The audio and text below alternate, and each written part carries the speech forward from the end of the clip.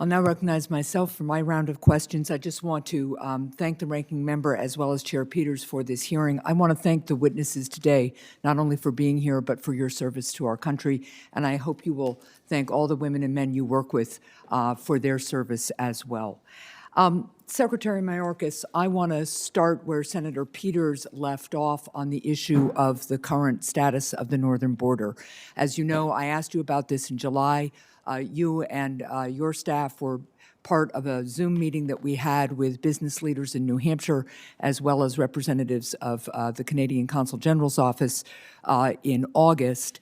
And I just have to say, I was very disappointed with the administration's decision yesterday about the Canadian border. Right now, I just want to be clear, non-vaccinated Canadians who have a negative COVID test can get on a plane and fly to the United States, but vaccinated Canadians, and they have a higher vaccination rate than we do, cannot cross a port of entry into our country.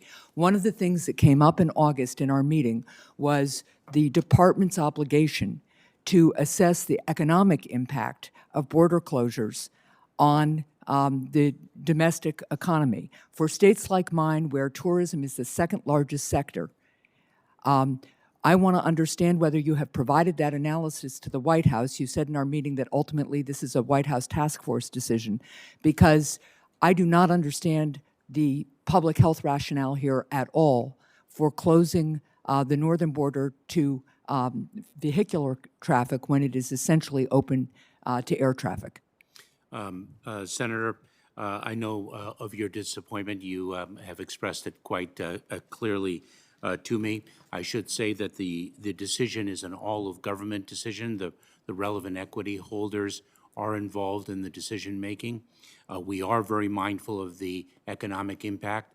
We are reviewing both the public health and the family impact consequences of our decision on a daily basis. And we are proceeding iteratively in light of, quite frankly, the arc of the Delta. And I understand that, and I'm going to turn to some other questions now. But this is the same response we have gotten for weeks and months without anybody explaining to us the public health rationale for a decision that is keeping Canadians and Americans from seeing each other, businesses from doing their business with each other, tourists from coming to states like mine. Nothing like being at NASCAR in mid-July in Loudon, New Hampshire, our biggest single event of the year, and realizing that our stands were partly empty because the Canadians who usually visit and enjoy the Magic Mile couldn't come, even though they had a high vaccination rate and the public health threat was not explained at all, and especially in light of the fact that we were allowing Canadians to fly in, just not drive in. So I'll look forward to getting some more detailed response from the administration. Now, I want to turn to both Secretary Mayorkas and Director Wray about the issue of al-Qaeda. Some assessments indicate that al-Qaeda could reconstitute itself and be capable of threatening the U.S. homeland in the next 1 to 2 years. So what are the FBI and DHS each doing to detect, investigate, and disrupt possible al-Qaeda attacks on the homeland amid assessments of their resurgence? We'll start with you, Director Wray. Well, I appreciate the question. Certainly, as we get to the 20th anniversary here now, it's worth remembering that al-Qaeda has not stopped trying to hit us. For us, if there's good news, the good news is that we're in a fundamentally different posture here in terms of the FBI's stance than we were at the time of 9/11. And that starts with our over 200 joint terrorism task forces, which encompass something like 4,500 different federal, state, and local partners. So we are aggressively using those task forces all over the country to engage with sources, follow up with ties between subjects that we have under investigation with individuals overseas, working with our foreign partners to put information together. We're putting a heavy focus on community outreach as the evacuees settle here in the United States, to both try to get in front of any radicalization that could occur while they're here, but also to try to open up the lines of communication to make sure that if somebody sees something about someone in those communities, that they'll say something to us about it. Thank you. Secretary Mayorkas? Senator, we continue to screen and vet individuals seeking to arrive in the United States by any means, sea, land, and air. We have not relaxed our vigilance over the years. We speak very frequently about a rise in prominence of certain types of threats, the domestic violent extremist, the homegrown violent extremist.